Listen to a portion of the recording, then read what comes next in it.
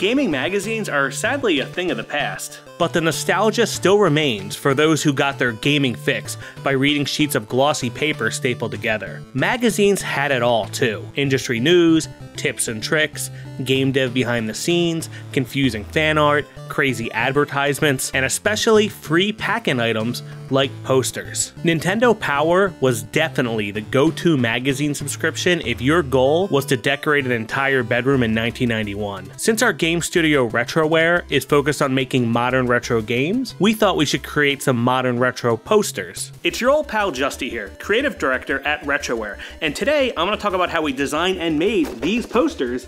And yes, they're free. Well, kinda. You just have to pay shipping, and we will ship worldwide from the US of A. So you can even get all 4 posters if you have a lot of drywall holes to cover. Just click the link in the description or head on over to retroware.com today to suck up these posters.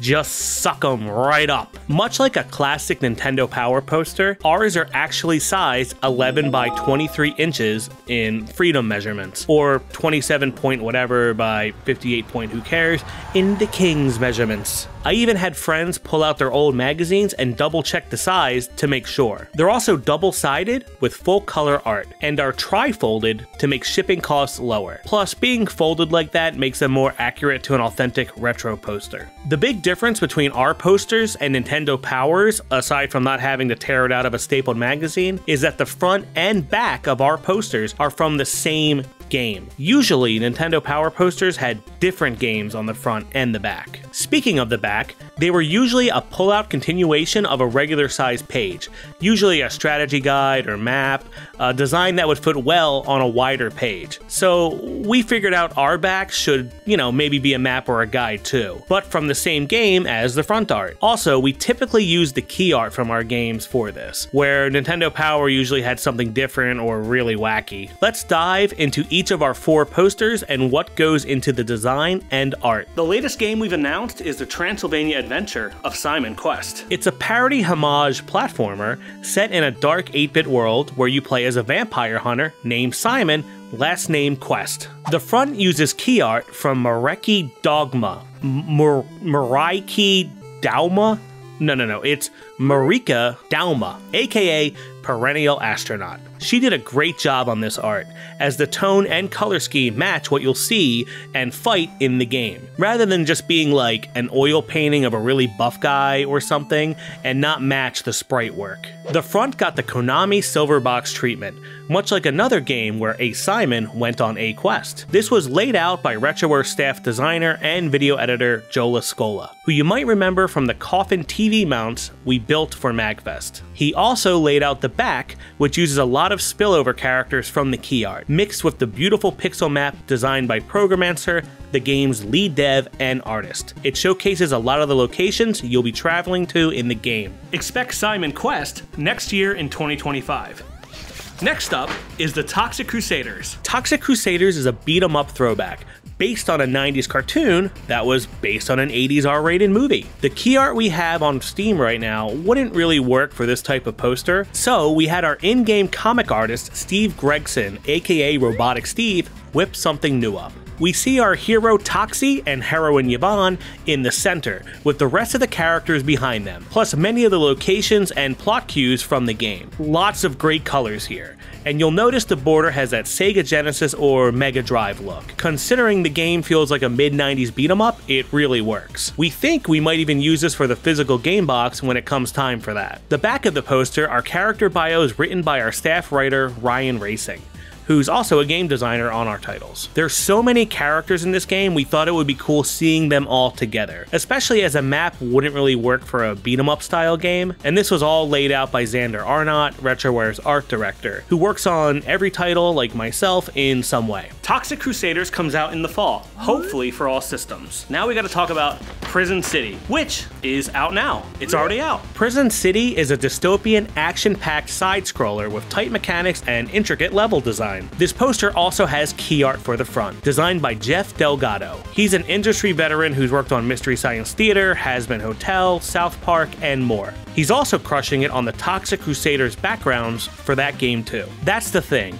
We commission a lot of our artists over and over again across all of our titles. The goal for the front of this one was to showcase all the characters and make it seem like a lost badass action movie. Prison City has a lot of throwbacks to our favorite 80s and 90s games and movies, so the key art and poster have that same vibe. Joe did the layout here as well. The back is the game's full map on the preserve level, because we wanted to get our cybernetic dolphin on there. It was laid out by Joe, just like the front, with tips and tricks by our writer Ryan. This one really emulated the Nintendo Power poster for Power Blade, especially since Prison City has a lot of its mechanics based on that game.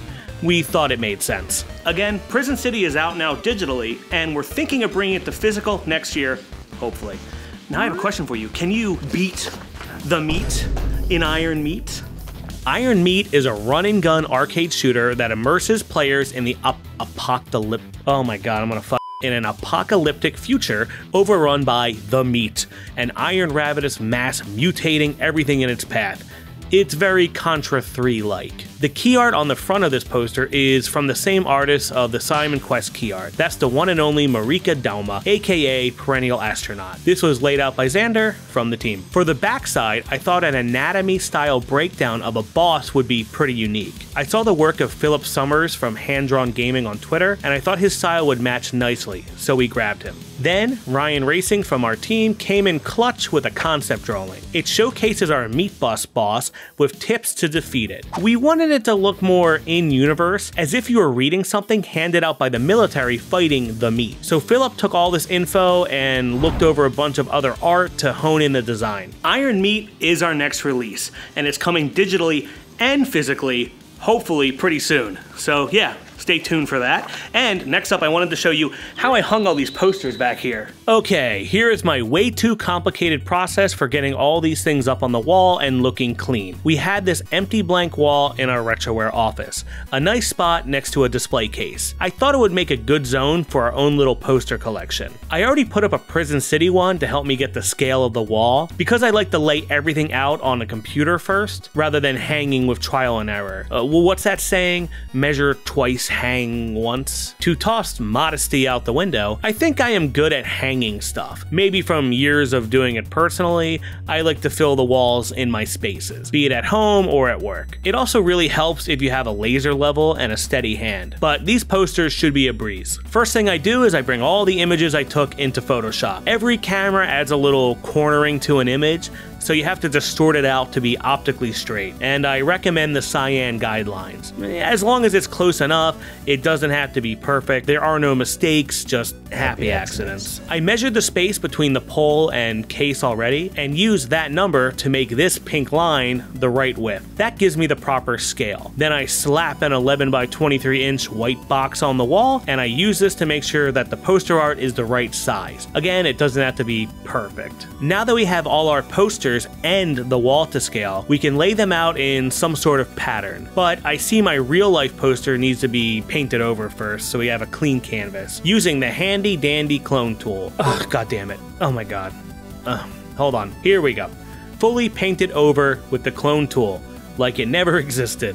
Now we can get the layout. When I first envisioned hanging them all up together, I thought a pattern like this would work, with the portrait art on the sides and the landscape art in the middle, where each poster's front and back were right next to each other. Definitely wanted to make sure it was even with the poles and the center matched up on the display case on the sides there. I was about to hang everything when someone on the team realized there was an issue. So I got the posters laminated at Staples to really seal in the retro gaming juices, make it look fancy. The only problem is they went a little overboard with the laminate. We have this inch-thick edge on both ends, with it being smaller on the sides. Each poster needs to be trimmed down to keep the laminate the same length, or the posters will not look lined up correctly. So there's no way I can cut these things with scissors. Prop comedy. We need a trusty paper guillotine, the kind of school usually has. This is the ASMR part of the video. You ready? Perfect slice. Then all the slicey boys go in the recycling, because we care about the planet. just like the toxic Crusaders. With that out of the way, it was time to laser level the wall and hang the first poster. Super helpful that there's a magnet on this laser thing. To hang, I'm gonna use command strips, just in case we want to pull them off later. I hate ruining drywall. I also mush the hell out of these things too, unfortunately. Whatever, they'll still work. Once you get one poster up, the others will easily go into the right positions, since you can use each new poster as a guide for the following one. It's also something you kind of want to eyeball, as you'll go crazy trying to get 100% straight. And done. Looks good. Exactly how I had it in Photoshop. Though the laminate tossed off my measurements a little bit, that's my bad. And it's hella shiny too. Maybe we flew a little close to the sun on this one. I am not sure I would recommend laminating these if you put them in your house. It's just more classic to slam them up there with push pins or scotch tape. Thank you for going on this weird journey with me through my design OCD. If you'd like your own Retroware game posters, either as a single poster or the full set, just head to retroware.com. There should be a link above or below or somewhere around the video where you can click and get the poster. Now I'll get back to finishing the games with the guys, and yeah, thanks for watching. We'll have some more game updates too. See you later.